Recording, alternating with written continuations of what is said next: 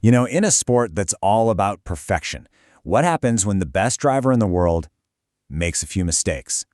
Today, we're going to break down Max Verstappen's incredible 2025 season to see how a championship can be won and lost by the absolute smallest of margins. Yep, it all came down to this. 2 points. After a long, grueling season, that was the razor-thin difference that separated the champion, Lando Norris, from the runner-up. It's such a tiny number, but believe me, it holds a massive story. So, to really get the drama behind those 2 points, you've got to start with the man who set the standard, Max Verstappen himself. His self-belief was, well, it was his greatest weapon. He had this deep conviction that over an entire season, nobody could touch him. And look, he had every reason to be that confident. Since 2021, Verstappen has just been the guy to beat. He's the benchmark for consistency, for aggressive driving, and for pure, raw speed in Formula One. I mean, his 2025 season was a total masterclass in fighting back. He was pretty much written off around the halfway mark, but he just mounted this massive comeback and got right back in the championship hunt. But it wasn't a perfect season. So where exactly did those 2 crucial points slip away? Okay, so the first major crack in that armor, it appeared in Spain. This was one of those races where the high stakes and the high emotions just boiled over, and it led to a really critical mistake. It was like a perfect storm of pressure, really. Tensions were already super high over some new regulations, and then the chaos of a late safety car just piled it on. And right in the heat of that moment, Verstappen straight up ignored team orders, risking a race ban with some pretty wild on-track antics with George Russell. So the big takeaway here is that this wasn't about a lack of speed or some problem with the car. Nope. This was a pure, simple lapse in judgment under immense pressure, and it was the first real sign of imperfection. All right, so the next misstep, this one wasn't all on the driver. At the British Grand Prix, a really risky team strategy ended up colliding with a very harsh and very, very wet reality.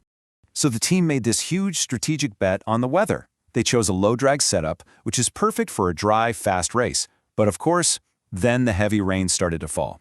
That gamble completely fell apart, and a driver error in those awful conditions just sealed their fate. I mean, the contrast here is just night and day. The team planned for a dry, fast race where they could use their straight-line speed. The reality? A treacherous wet track that needed all the grip they could get. They basically brought the wrong tool for the job, and it cost them big time. And what this really shows you is that even starting on pole position guarantees you nothing.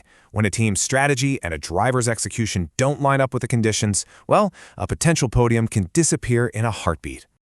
Okay, so the final crack, this one was a little different. It wasn't one big, explosive moment of drama.